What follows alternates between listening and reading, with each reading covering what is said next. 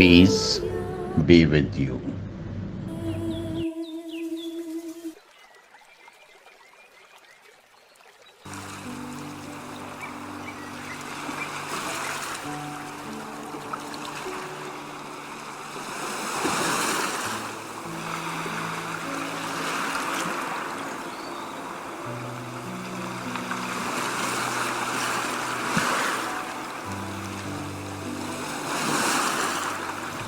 The burden of anger.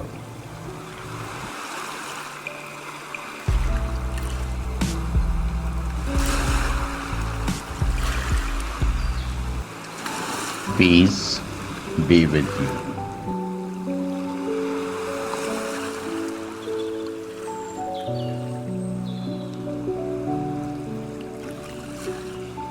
Matthew 5, verses 21 to 22.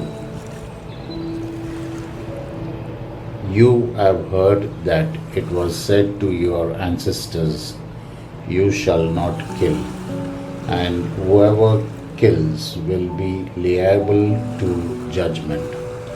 But I say to you, whoever is angry with his brother will be liable to judgment.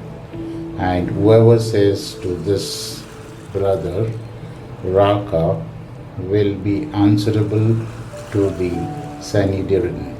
And whoever says, You fool, will be liable to fiery Kenana.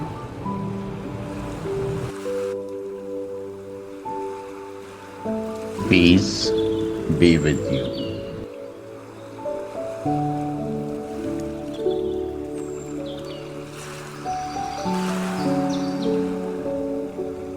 The burden of anger. The passage quoted above gives us three deepening levels of sin that we commit against another. These sins were new teachings not contained in the Old Testament. By this teaching, Jesus' call to radical holiness and love of neighbor is made very clear. Brother and sisters, the first level of sin is simply angry interiorly.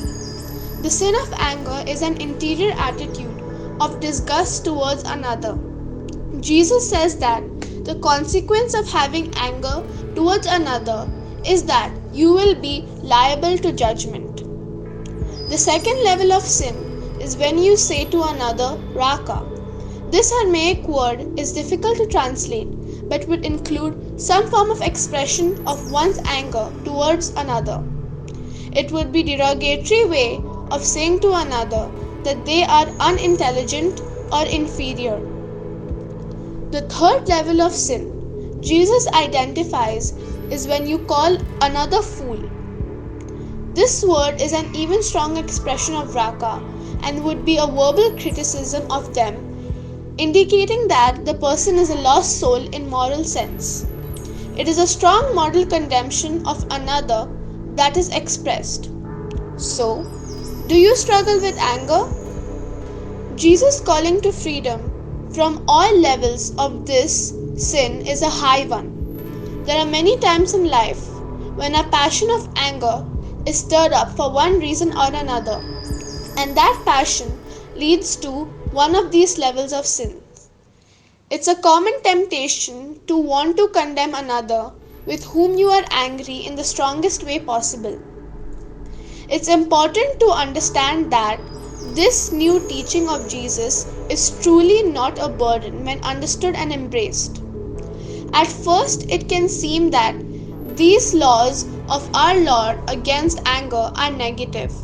That's because lashing out at another gives us false sensation of satisfaction, and these commands of our Lord, in a sense, rob us of that satisfaction. It can be a depressing thought to think about the moral obligations to forgive to the point that disordered anger disappears. But is it depressing? Is this law of our Lord a burden? The deep truth is that what Jesus teaches us in the passage is, in many ways, more for our own good than that of the others. Our anger towards another, be it interior, verbally critical, or all out condemning can be hurtful towards the person whom we are angry with. But the damage these forms of anger do is far worse for us than them. Being angry, even interiorly, even if we put on a happy face, does great damage to our soul and our ability to be united to God. For that reason, it is not this new law of our Lord regarding anger that is the burden. It is the anger itself that is a heavy burden and a burden from which Jesus wants you free.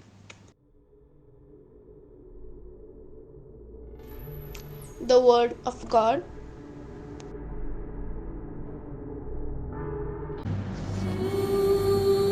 Peace be with you.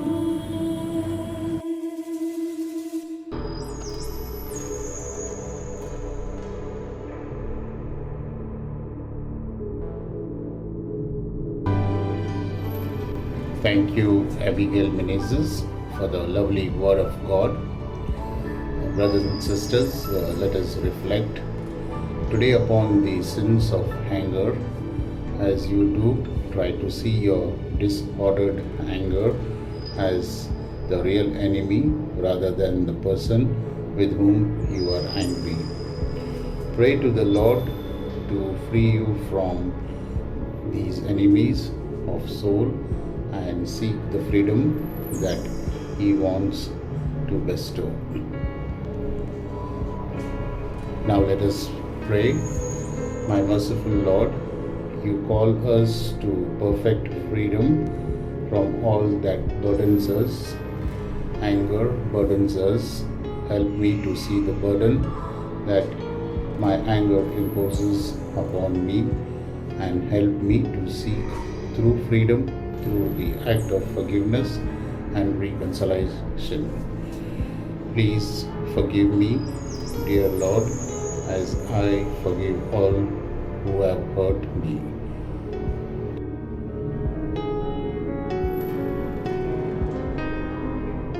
Jesus, I trust in you.